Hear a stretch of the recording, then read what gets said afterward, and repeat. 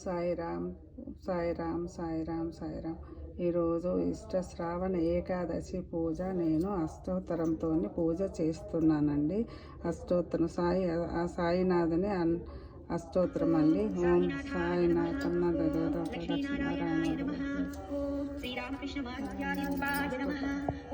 శేషశాయినే నమః.